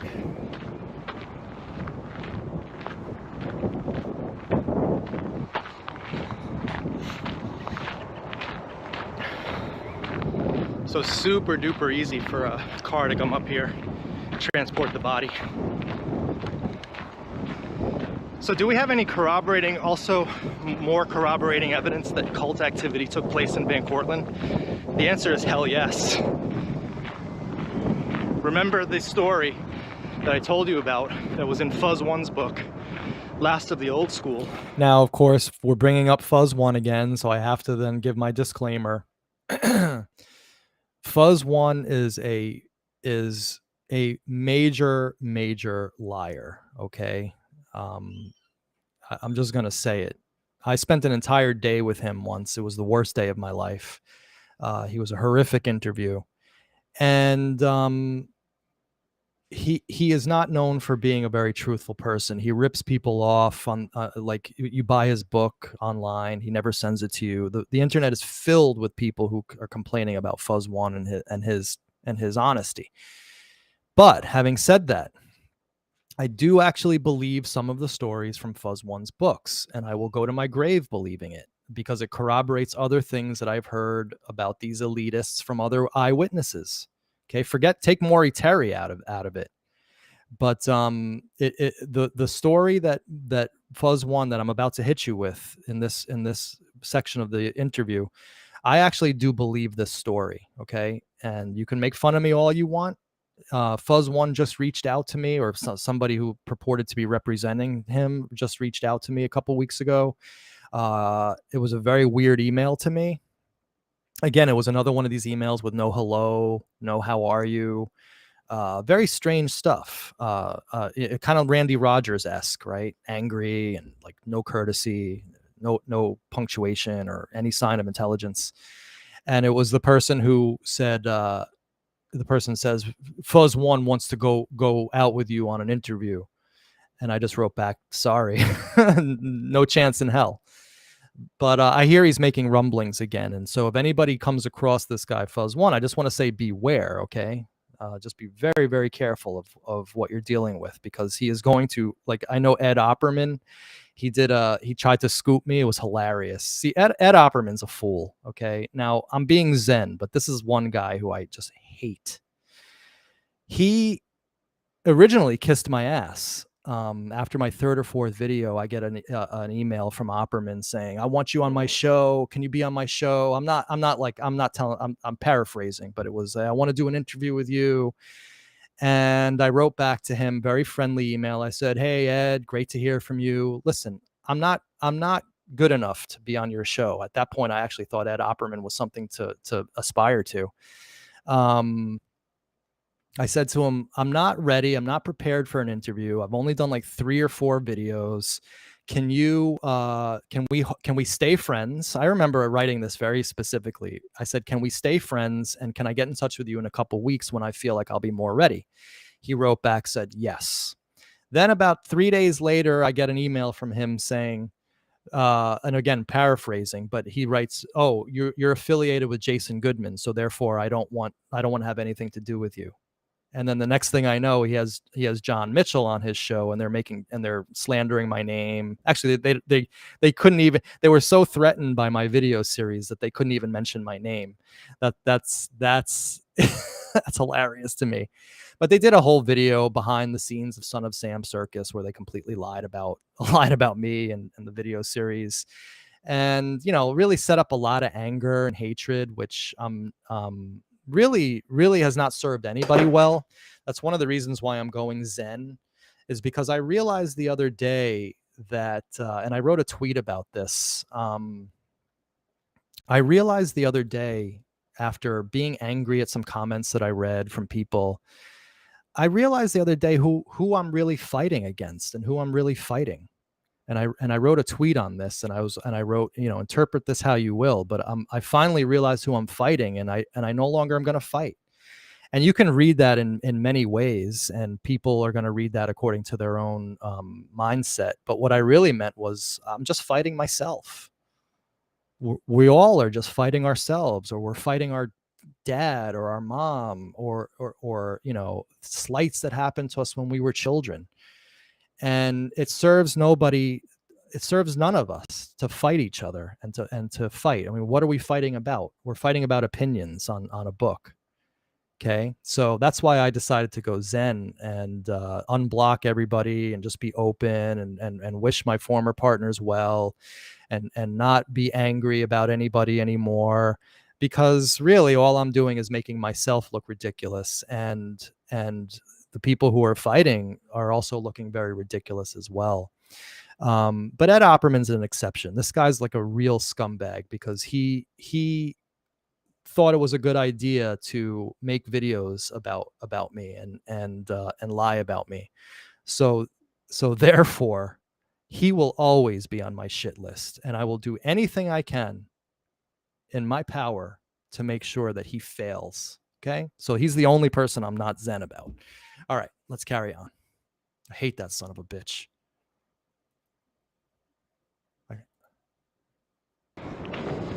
Where a person accurately described a cult ritual in this park.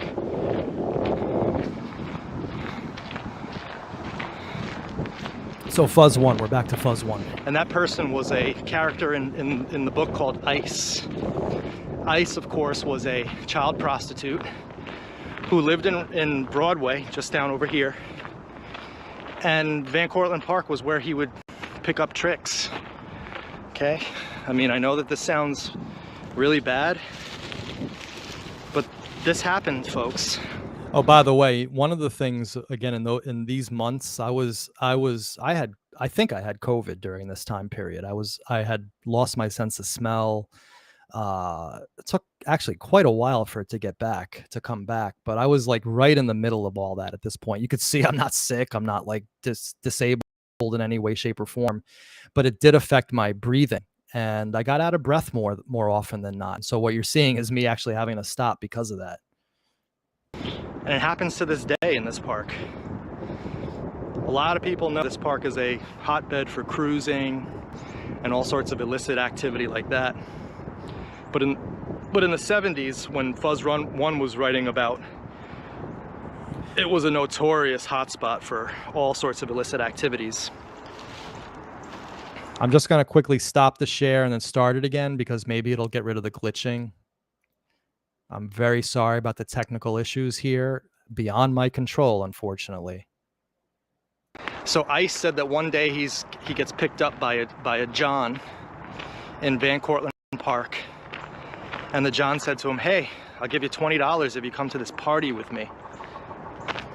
$20 back then was good money. So Ice said, "Okay, great, perfect, no problem." And he said that they went deep into the woods of Cortlandt Park, where they ended up at some structure. Now, I have no idea where this structure is. I have some thoughts about it, but no way to actually conclusively prove it. So we're not going to show you any sites like that, because I like to be accurate. Regardless, he said that at this structure There was about 8, 10, maybe 12 people present, mainly men. He called them men. Remember, this is the mid-70s now. The Lake Avenue boys would have been pushing 30 years old by that point. So here I was, of course, saying, assuming that the Son of Sam cult was the one that was in Cortlandt Park, right? So just so you know, again, I'm still parroting the old line. Men. He said that there was a bunch of men and some women there. Interesting, women. And what they were doing is they had an altar set up, and unfortunately they had a young boy on this altar, and they raped him and they killed him, and he witnessed it. He said that before they started to sexually abuse this young boy, who was passed out, he was knocked out, maybe they gave him a drug or something, that 2 girls, women I should say, who were members of the group who were doing this this ritual, they came out with live chickens. They slashed the chickens up and killed them, rubbed the blood all over the men, and then when the men were all filled up with blood, I know this is sick stuff, guys, okay, but I'm just relaying the story, try to give you some context. Before they raped and killed the boy, they were covered with the chicken blood. And this took place in Cortlandt Park. This took place about, 10 years after the Karen Wahlstrom murder. So everything fits. From the stories of witchcraft at Sacred Heart, Untermeyer Park, everything fit because Maury Terry made it all fit, in my opinion. Again, master manipulator, selective editor, thought nothing of making stuff up out of whole cloth, out of his own head.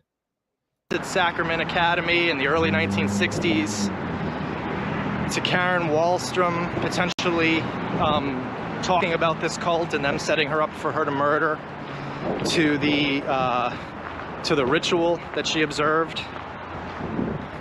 It all seems to add up, guys.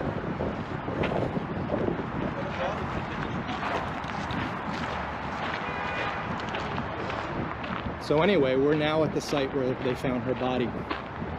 Notice it was not that far a distance. I stopped and I told a story, but I still was here within about 5-7 minutes. So it was nothing for a car to come up there, take 1 minute to get up there. And remember, this happened in the middle of the night. Nobody came into this park at the middle of the night back then, so it was very easy to do this type of stuff. I'm not sure exactly where she was found, so we don't have a pinpointed spot, but the general area is right in here. This was once called the picnic area behind the stables, and obviously it's grown up with this new growth forest here. Mainly little trees, very thin trees. I still agree that this was the area she was found in. Clear cut. The story said that they found her in this area by a group of young boys who were like members of a Salvation Army troop, a Boy Scout troop. Interesting Boy Scout connection, but I don't think that there's much to be gleaned by that. I think that's just a coincidence. See, even back then, I was being conspiratorial. Oh, there's a Boy Scout connection. Oh God, Boy Scouts. But yeah, this is where Karen was found.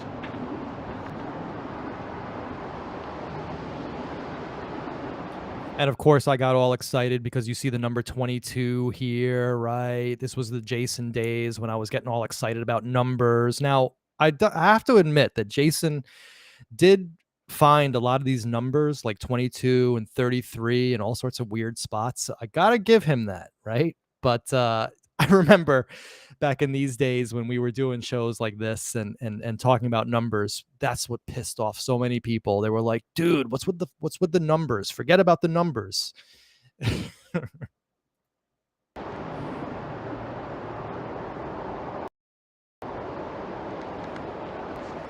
And so I named this video A Requiem for Karen Wahlstrom because her story's never been told.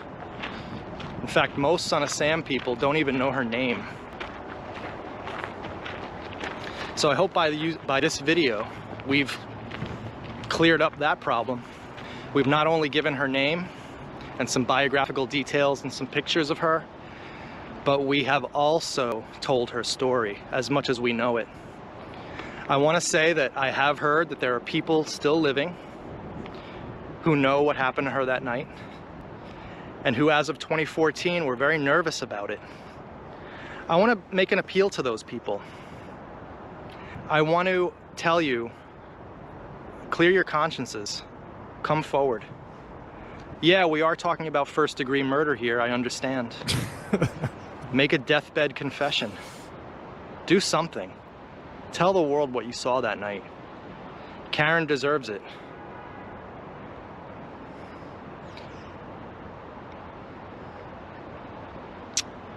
It's a very, very sad story. I want to thank Jess D and John Mitchell for getting me up to speed on this story. So right there, I just again want to acknowledge these people. You know, it's unfortunate because a lot of these people now just hate my guts, and you know, a lot of bad blood has occurred between me and all these other people. And a lot of it was because of basically our philosophical differences. I remember very specifically when I first started working with these guys, it was like the Maury Terry story. We all agree on it, right? Right? It was almost like I had to sign a pledge. Now, I didn't actually have to physically sign a pledge, but it was like, just so we're all on the same page here, right? We're all going to agree that Maury Terry was right, right? And I was just like, yeah, I guess. But in the back of my mind, I was already starting to think, what? No, you can't go into an investigation thinking that the guy's right. And by this time, I had already started to have some questions. So philosophically, we all split. But I have to say that, again, those days, this was a great period of the video series. And I think even Jess D and John Mitchell, even though John Mitchell saw fit to really slander me on on Ed Flopperman's show, which I thought was a very boneheaded move because it just set me up as an enemy of his. And I don't think that that's worked out very well for him. It's just better to be friends, okay? And it's just better to be positive. So I am not saying anything negative about these people. I'm saying I thank the lucky stars that I met them when I did, because they took me under their wing. They were further advanced into the Son of Sam thing than I was. They were more hooked up within the inner sanctum than I was. And they brought me in, and they really, we made some amazing videos together. And these videos were all made in conjunction with Jess D and with Jonathan Mitchell. So those guys deserve the credit for really a lot of this early material, because again, we were a research team, and one of the reasons why I say that was like probably the purest and greatest period of the video series until now, right? Because now I really feel like it's the purest, because I've weeded out all the bad people, all the bad actors. I'm only allowing people in who are worthy, first of all, and who have proven their trustworthiness and their loyalty, and not to me, and not to a specific story, but loyalty just to being human and being a nice person and not screwing anyone over and working together, and you know, all wanting to find out more about this case. And so but this period, this Karen Wahlstrom period, really was a fantastic time, and I'll always remember it fondly. I'll always remember the work that I did with Jess and John fondly in those periods. We may have a disagreement now, but that's okay.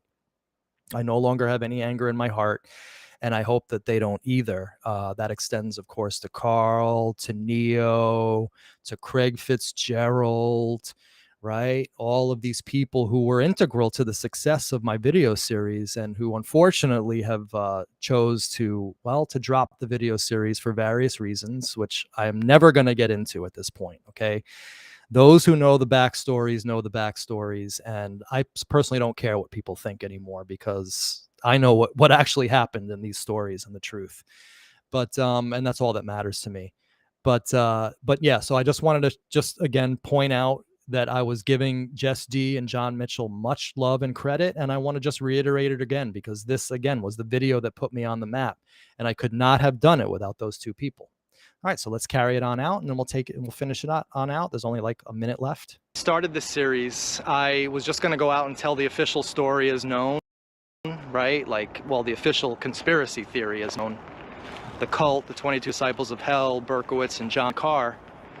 But pretty quickly after posting these videos, I was basically invited right into the heart of the investigation and right up to the upper echelons of people who were still seriously investigating this case. And it was through that work of Jess D and John Mitchell where I learned about people like Karen, people like Norman Silberstein, and other people who we're going to name in future installments, who were all nameless and faceless in the ultimate evil. So a big shout out to those people, Jess D and John Mitchell, once again. And I'll give you one final thought before I end today. It's very interesting that this area where Karen Wahlstrom's body was found, it was later renamed. You know what the new name is? The Alfred Hunt Howell Grove. And on that note, thanks for watching, guys.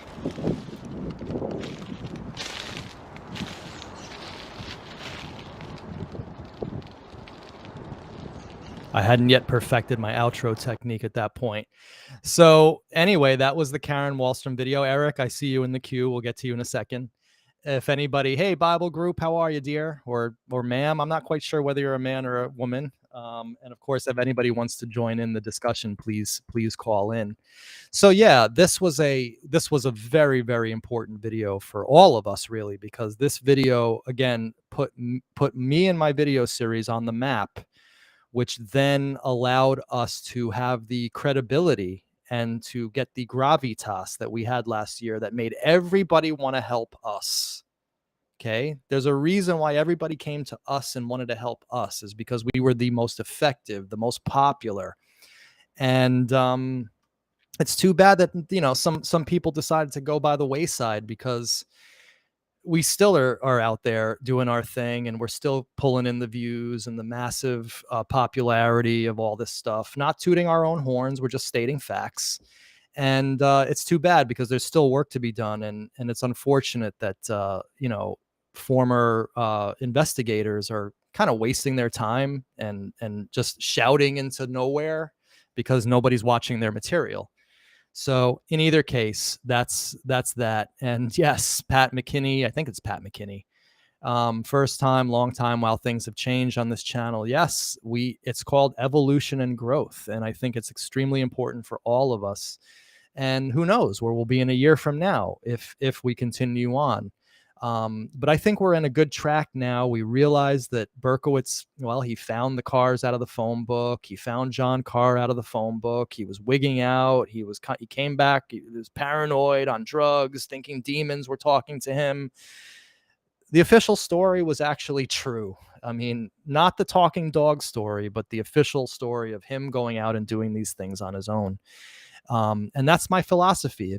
And that's my working framework. And if you don't like it, you can watch another channel where they're going to, again, cater to your prejudices. But I'm not worried about your prejudices. I'm worried about logic, fact, and truth.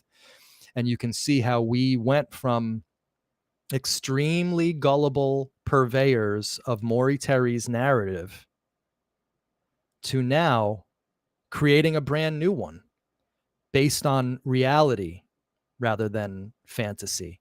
And with that, I want to say, Eric, welcome. How you doing, my friend? Great to see you. Oh, I'm doing well. You know, I saw this video earlier this week, and it's the turning point video in your investigation. And even though you're wearing sunglasses, I see your eyes by way of, at times, the expressions and the muscle reaction on your face about the shock of what happened to this woman. It's a very frightening event. There is something. I don't believe she committed suicide. I don't either, actually. I still think that there's something fishy going on with the whole Lake Avenue business, in my opinion. There are two things I want to point out. Now, I very rarely go into the occult unknown, but there are, call it a universal resonance of the primeval or whatever. She was not a very wealthy person or a scientist, but you know, you have the two famous cases of the weapons expert David Kelly found out in the field in Right. in Harrowdon Hills, some Southmore in England, a so-called suicide. You have here in New York, when I was a little boy at Lake Success, a man who was a thorn in the side of the United Nations wanting to help Hungarians, a suicide right in the middle of a grass field in Lake Success. But then there's something else. Almost fell through the floor. It's amazing. The foundation for a case like Karen Wahlstrom is a case that took place in Italy of Vilma Montesi. When I looked up to get Montesi's date of death, she looks like Karen Wahlstrom's sister. Really? How do you spell her name? All right, Vilma, Wilma, and Montesi, Montesi. This rocked the whole political structure of Italy. It's on Wikipedia, the photo I'm referring to. Let me look here. I'll get it in a second. Oh yeah, hold on, right here. Let me share it with the audience. Share window, boom. Let me just make sure that we're all good here. Okay, yeah, share. And then here we go. So yeah, kind of a similar thing going on. Yeah, there is. There's a similar, that one. Now, she was a simple Roman girl, but she had an attraction to her, and she was going out with very powerful people in politics and everywhere else. Now, we don't know what, I mean, Karen Wahlstrom doesn't mean she was a bad girl, but we don't know. Nobody ever knows all the aspects and events in a person's life. Right, exactly. And in fact, that was what was so interesting of talking to her cousin. And I'm definitely going to be uploading that video because I think it's an important follow-up. There's at least 2 more Karen Wahlstrom videos after this one, maybe possibly 3. And they're all going to come in under the Karen Wahlstrom series moniker. But her cousin was talking just about, strange things, like things that didn't indicate suicide. The fact that she was going out to Minnesota. She had just gotten a job teaching. She had bought a car or was trying to register a car or something about learning to drive or something. And it just, all of these things added up to her wanting to live. And so, yeah, I am of the opinion, like Moet is, and quite a few people out there, that Karen Wahlstrom's death is a mystery, was most likely a murder. And I think it involved this whole Yonkers business as well. I just don't think it had anything to do with Son of Sam. So I'm sorry, Eric, go ahead. No, you're right. But the thing is, this is that the Vilma Montesi case becomes a foundation for me. This innocent girl, perhaps not stupid, but wanting to get out of a small town, maybe sexually abused one evening, being given drugs, sex. It went too far. They deliberately sadistically killed her. And then you see this photograph of a black object on the beach of Ostia, and she's covered with a black raincoat and her body is underneath. And it involved a lot of high-level people. Here, we don't know what the cultural and intellectual interests of Karen Wahlstrom was. Right. We know nothing about her. The fact that now I'm not trying to be negative about her, but the fact that she taught at a Roman Apostolic Catholic high school and Latin doesn't mean she couldn't have had interests in the occult or in other areas of life. Right. And never really maybe understood what the implications were. Well, absolutely, because nobody thinks that there's going to be any danger to themselves, especially in the 60s, right? But we know now that, Lake Avenue, the 60s, Sacred Heart, there were some predators there, and possibly violent ones as well. So, who touches upon this? David Lynch in Twin Peaks. Yes. The Lord murder. Exactly. Yonkers. Yeah, I always say Yonkers is kind of like the mythical town Derry in Stephen King's novels, but it also is almost like a Twin Peaks kind of vibe, where it's kind of like its own thing. It's almost as like there's a dome over Yonkers, and it's its own ecosystem, and it's just a strange thing to experience. I can see it as a slight outsider because I grew up, just in the town south of Yonkers, but you know, people like Mike Lorenzo have a really, really great grasp on this stuff. And in fact, before our video the other day, Eric, before we filmed that epic video, we actually walked around, drove around Lake Avenue for, I don't know, 5-10 minutes. And he was showing me all the sites of when he was a kid. And, you know, this is where pedo lived there. And this is where Dick Christian. And this is where this was, you know. And so I'm thinking now, like, maybe you guys can give me a thoughts on this. It's going to be very hard to top the video that I just did with Mike. No, that's just the long and short of it. In fact, I think that video is probably the most significant video. No offense to you, Eric, of course, and every other guest. It's offensive to me because it didn't involve you, that video. But I think that video is probably the most important video on Son of Sam, and it has really ever made in history. I mean, he wants part 2. Right. Take me out of it. But I'm wondering whether you guys would be interested in Mike and I walking around Lake Avenue and talking about, you know, not necessarily about Son of Sam, but about the you know, the way Lake Avenue was back then. You know, if that would be something that would interest the audience, just let me know in the comment section. Manny, what about the medical and the police records of Wahlstrom's death?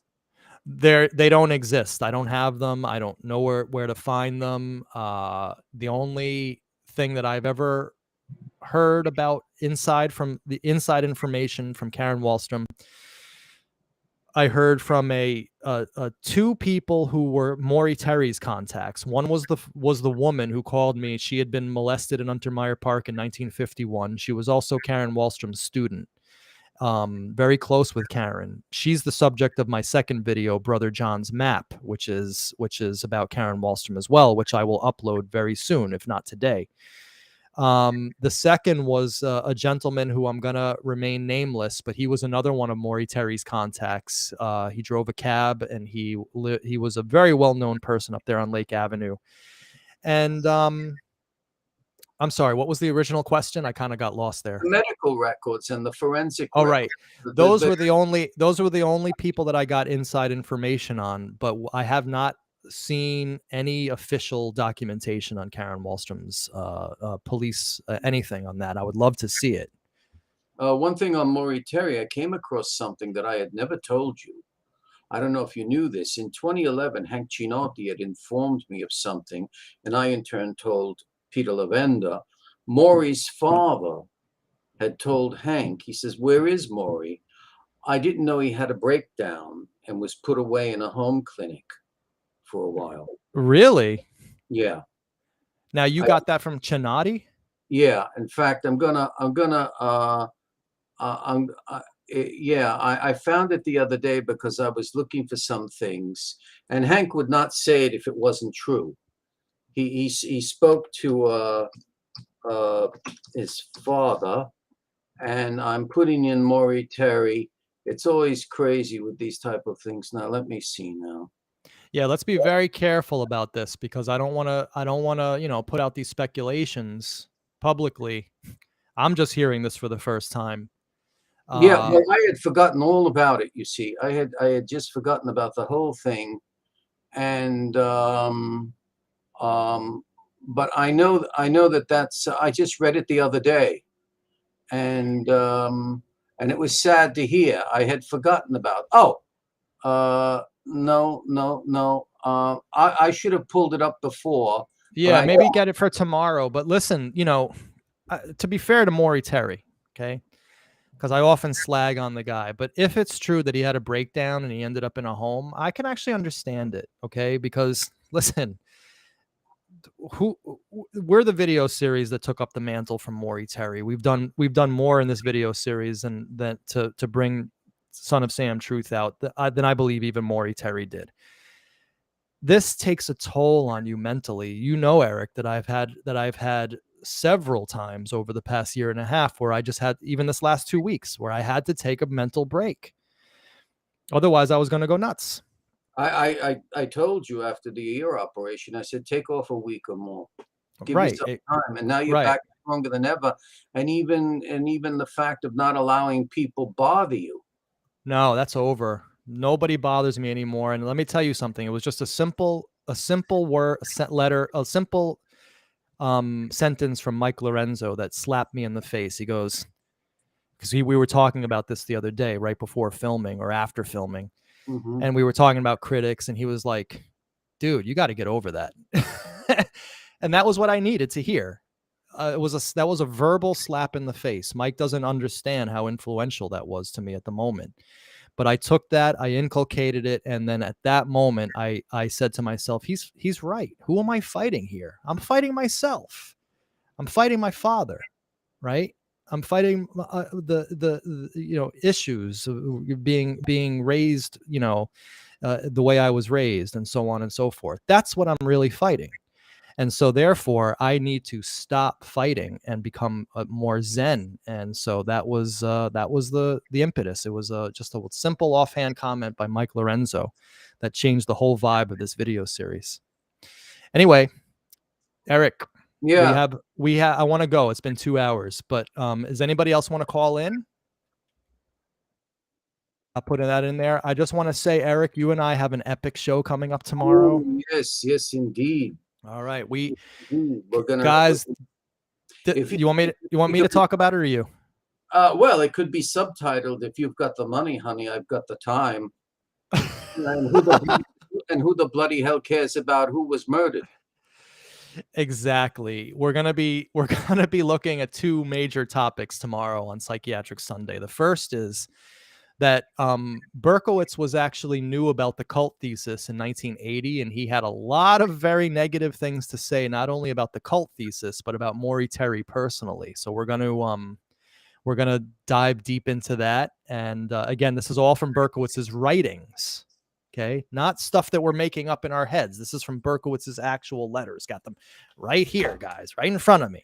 Okay, so we're going to be talking about that, and then we're also going to be reacting to the Nat Berkowitz tape, because they're just issues that I think we need to find out who his father was and listen to his father and his adoptive father and get a feel for this guy, the man that Berkowitz was raised by. I think it's just important for us to get more information is always better than less, is what I say. Right, Eric? Well, we have to get the information on him, because regardless of what he thought of his father, in one letter he says the father was one of the closest few human beings in his life. And in other letters, it's the father is completely void of any interest. And I think that when they start to steer Berkowitz away, this is just the tip of the iceberg from being interviewed by Santucci. It's because they're all everybody's in on their own personal book deal. The psychiatric letters reveal a lot, in my opinion, about interest in monies, book deals. Even Berkowitz himself is obsessed with how he's portrayed. But this is a topic for another show, Eric. Let's leave that there. Any last words, my friend? No, I'm just looking forward to tomorrow. And this was if I had the time, I would spend only investigating Karen Wahlstrom. Yeah, it's an extremely interesting story, but unfortunately a closed and cold case from the 1960s that's probably never going to be answered in our lifetimes or ever. Are you saying cold because you don't? What was the official story? Suicide? Suicide, and that's it. And a cold case, meaning it's done. Well, no, cold cases mean they're still active and open. Yes, correct. Wrong term. This is a closed case, not a cold case. A closed case. All right, I'll see you tomorrow. 11 a.m. Eric, I'll see you tomorrow, my friend. God bless. Thank you. Bye-bye, everybody. All right, guys. Well, listen, epic show. Despite the technical glitches, I'm just going to leave it up. Again, I'm trying to be zen. I'm trying to get over these little things that I may have, and just trying to realize that, well, we're all on this earth for a very limited time, and there's no point in anger or contention. There's really no point. If anybody wants to fight with me, hey, you're welcome to do it. Make all the videos you want. You're never going to get a response from me. It's not even going to be a blip on my radar. All right, guys. Well, listen, awesome show. I just want to let you guys know again the plans. Now that we've put out the Manny Reacts to Karen Wahlstrom, I am going to put out the Karen Wahlstrom series in serial order. The first video will be the ones that you just saw, so you could watch it on your own if anybody wants to. And then I'm going to put up Brother John's map. And then I believe there's one more show, which is the update on Karen Wahlstrom from a relative that I spoke to, who had a lot of very interesting updates and things to say. So those three will be put up as a series together. 1, 2, 3 videos. We're going to be putting them up today. I'm going to start that today. It should be done by tomorrow. Psychiatric Sunday tomorrow. We got our weekly show. And again, we're working on some things behind the scenes that if they come through might actually be humongous and monumental. I'm just going to leave that there. Okay. Absolutely mind-blowing, in fact, if they come through. And I hope they come through. We have things that have already been put into motion that if the wave comes back to us positively, we will have so much more insight into David Berkowitz. And I'm just going to say, no, it's not David Berkowitz. Okay. So don't get too excited. But if this one comes through, and I'm hoping it does, but again, not getting our hopes up, we will have really the interview of a lifetime coming up. So we'll leave that there. I want to say thank you so much, everybody, for the positive energy, the positive vibes. This is going to be the way we're doing this from now on. Nothing gets in at all. All right. And of course, putting out there the olive branch of friendship to whoever wants to be my friend. I will be your friend. Okay. All right. Having said that, I want to say thank you so much. We'll put up this vintage photo of me from Untermeyer Park, and we will see you tomorrow morning. Thank you very much.